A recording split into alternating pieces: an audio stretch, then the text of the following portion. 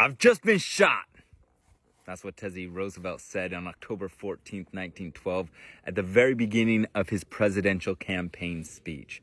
Somebody in the audience yells out, "Fake!" Because, there's always that guy in the audience.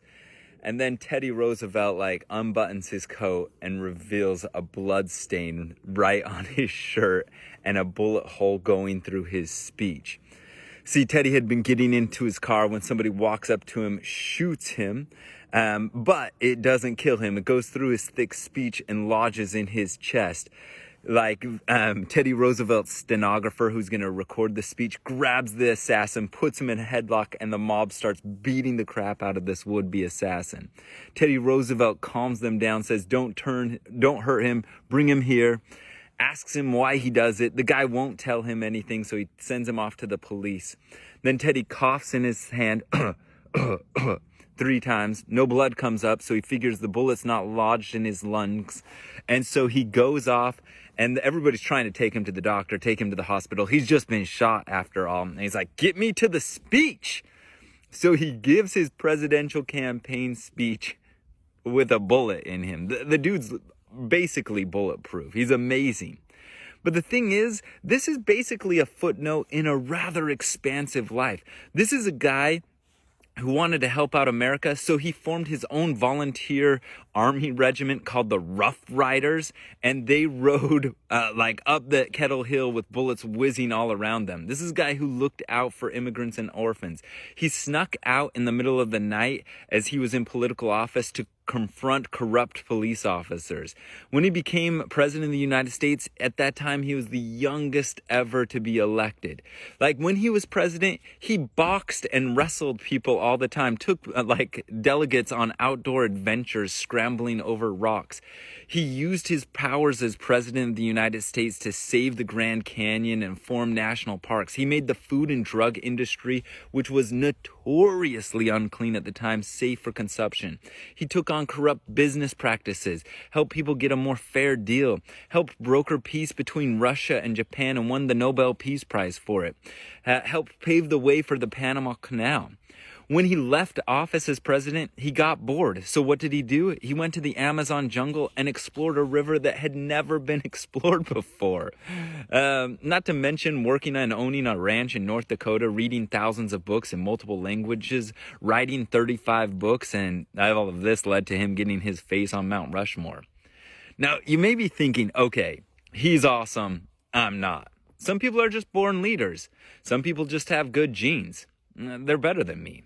Talent is talent. That's why I'm not as fast or as strong or as capable. But that's not my point at all.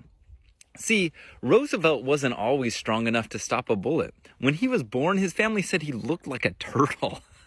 I don't know where you come from, but there's no way that's a compliment. He was small. He was sickly. He had asthma so bad he couldn't blow out his own birthday candle. He was so sick he couldn't go to school with the other kids, and when they went out into the city, his younger brother had to protect him from bullies. The dude is just weak sauce all around.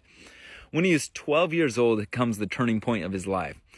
His dad says, dude, okay, he doesn't say dude, I don't know what he actually says. He says, Teddy, you have the mind, but you've got to get your body up to it. You've got to make your body. And so he went to work doing just that. He began lifting weights, boxing, swimming rivers, hiking in all sorts of weather, trying to get stronger. Not too long after this, he took a trip up to Maine to do some hunting up there. On the way on the stagecoach, 2 boys picked on him, so he tried to fight back because he'd been training. And they just big brothered him. He wasn't capable enough to just fight back or do them any harm. They kind of gave him noogies, hurt him without hurting him too bad was the type of thing. And he was it was just embarrassing. They weren't even trying to fight me. So he doubled down again. He worked his butt off. And it worked. This guy boxed as president of the United States. Here's the facts that Roosevelt teaches us. You can change your life. You can shape your body. You can shape your mind. Science backs this up. Shape your actions, shape your mind, shape your body.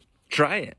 You'll become more productive. You'll become happier. You'll find that your relationships are more meaningful and happy. But here's the thing. You got to do something. You got to change. And maybe that sounds a little bit daunting. See, it's not that intimidating. People have helped you feel this way because they've treated you like you're fragile. They told you that you can't hack it. Maybe they didn't say that, but they tried to tell you that you're delicate. They tried to protect you. And they've let you know in no uncertain terms that you'll become triggered and crack like porcelain if something bad happens. So you live in fear. You feel anxious and confused. And the world and its inhabitants seem out to get you. But here's the thing. It's a lie. You're not fragile. There's an alternative. There's a way out. My point is to offer you freedom, true joy. Where I'm saying that you can savor the adventure of life and be joyful and independent regardless of what other people do, regardless of your circumstances.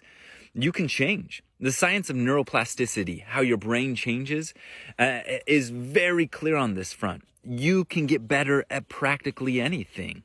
You can learn to be brave and optimistic, and you can accomplish the goals you set out for yourself. As you develop this mindset and the accompanying skills, you'll find that the world is a friendly place that wants you to succeed. So here's my question. What are you going to do today? See you next time.